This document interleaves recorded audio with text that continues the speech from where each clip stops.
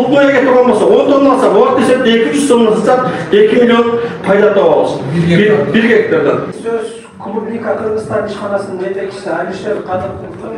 Ел өкүлдөрү, коноктор кош келипсиздер. Мен Алишер Кадыркулов. Биз Клубника Кыргызстанда Култмай өстүрмөнү кеткенбиз.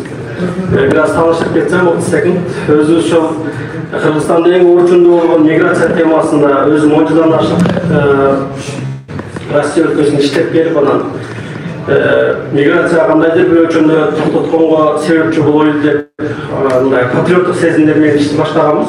Биринчи баштаганда эле айтып өткөндөй ишти билбей туруп баштабасам банкрот болот экенсиң. Биринчи биз помидордон баштап теплицада банкрот болгондон ойлонуп отуруп кинизилдеп көрүп Култмайга өткөнбүз. Негизи банкроттун эки түрү болот экен. Биринчиси билимсиздик, экинчиси адамдардын бири-бирине өзүнүн билген нерсесин үйрөттү. Ошол биздин банкрот болушунун эки себеп болду. Ошо мындай Култмайды баштаганда биринчи очередде билим алышыбыз керек экен деп өзүбүз изденип баштадык. Негизинен ошол Европа мамлекеттерине барып, Европанын 7 мамлекетине сабак алып, Култмай жаатында билимди алгандан кийин келип Кыргызстандын ошо 7-6 областын барып кыдырып, кайсыл жерде кайсы эмне Култмай керектигин. Негизи Култмай келген мурда көрөт элем. Айрыкча Беловодскийде иштеп калган кезде Сокулукта 100 гектардан ашык талаада Култмай келген көрүп, Култмай жакшы бизнес болсо керек деген оюм келген банкрот болгондо. Бирок барып көрсөм, негизинен андай эмес экен. Биздин өстүрүп аткан Култмайлар Совет дöwрүнөн бери келип, алардын сорттору эскирип, жерлерге вирустар, баягы сортторуна вирустар жугуп, жараксыз акыбалга келип калган. Түйшүгү көз, түйшү Култмайда. Алар 1 гектардан 5-6 тонна түшүм алышты. Biz ойлонуп көрүп, анан негизги азыр дүйнө багыт алганы бул интенсивный технология менен багыт алган бардыгы. Биз азыркы айыл-чарба департаменттеринин немелерин угуп отуруп, биз дагы деле экстенсивный технология менен жүрөбүз. 23 центтен будай алабыз же башка деген темаларда. Менин ал темалардан алыс болгон үчүн будай акценттен болуш керек негизинде. Анан Култмайды издеп көрсөк, биз 5-6 тонна алып сүйүнөбүз негизин. Негизинде ал деле жакшы акча, 400-500 миң киреш алып келет. Бирок биз сунуштап аткан Култмайда 1 гектардан 10 тоннадан 15 тоннага чейин түшүм берет. Интенсивный технология дейт. Бул биз 10-15 тонна алып сүйүнөп турган технологияны Италия менен Испанияда колдонбойт экен алар.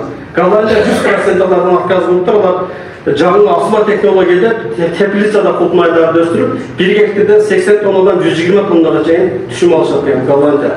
Испанияда болсо 30% супер интенсивный технология дейт. Алар 1 гектар жерге 2 гектардан көчөтүн эгип туруп, биринчи очередде жерди үнөмдөп, экинчиси Испания, Италияда bir adamın 1 saatlik gücü 10-12 euro ekan.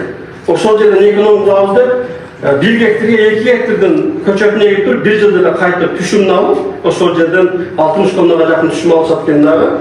Аны кайтып кийинки жыл дагы жаңыдан иштеп чыгарат экен.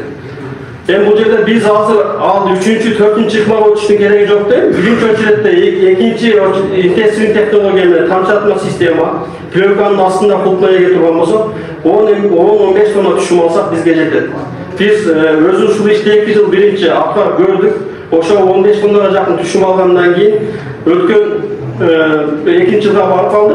2 жылдын ичинде элдерге кеңири жайыта баштадык. Култмайга турган болсок, эгер биз айыл-чарба багытында жакшы бир секирип жасасак болот экен деп. Жаңы айтып өттүм.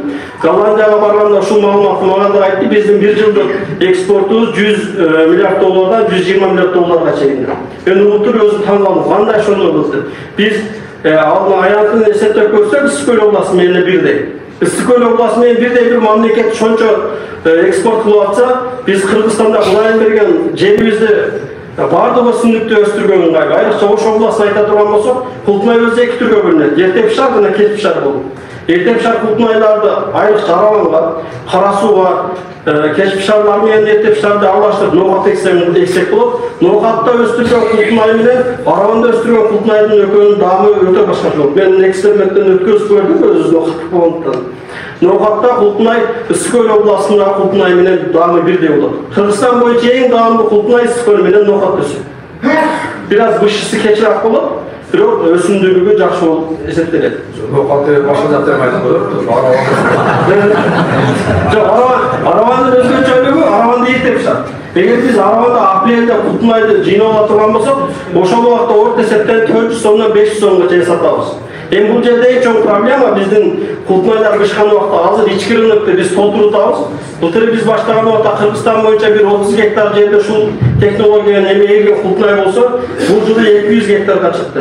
Мен бул жерде айтайын дегеним, биз отуруп алып жөндөй мындай диван эксперт болуп иш кыла турган болсо эч качан алдыга жылбайт экенбиз. Социальный сеттердин күчтүүлүгүн ушул жерден көрдүм. Instagram, YouTube, Facebook'ta açıp durup, ошол жерде реклама кылып баштадык. Туугандар, Россияга барып жүрө бербейли, чын айтмактын чыгармасын эске алып көп жерде ушуну айттым. Казангап менен Эдигей деген болгон эки достор. Бөкө 35 темир жолдо иштеп, Казангап кайтыш болгондо Эдигейге айткан.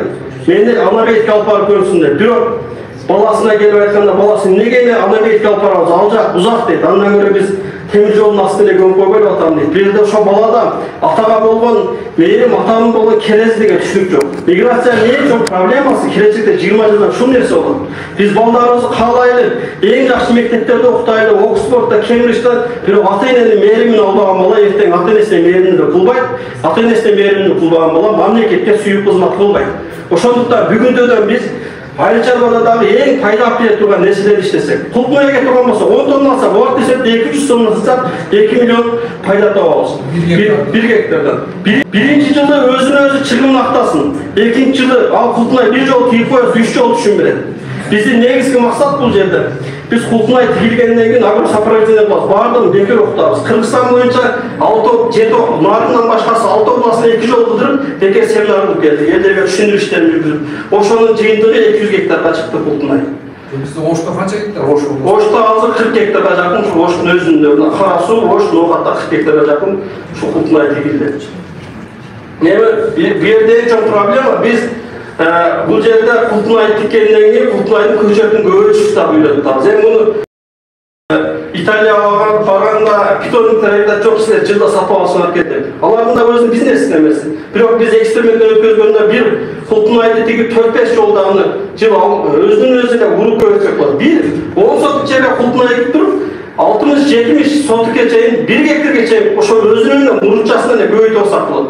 Ошону биз A'dan Y'ga çeyini götürüp bul жылы былтыр 10 сотук эккенде бу 50-60 сотукка өздөрү Кутунай көбөйтүп өздөрү чыгарып алып. Бул жерде көчө сатып албайт.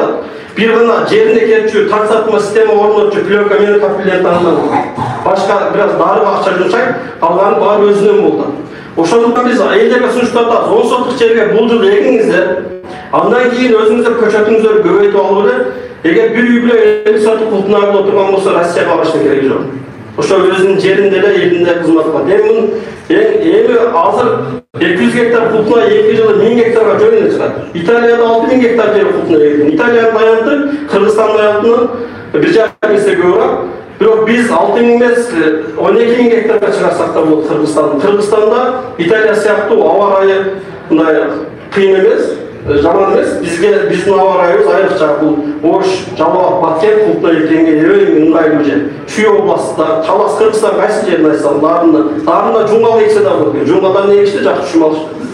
Эми айтайын деген биз будайды да эгишибиз керек, бирок сиз айткандай бизге пайда алып келе турган нерсени тиге турган болсок, эге турган болсок, ошондо бизге жакшы пайда берет. Бул жерде эки проблема бар.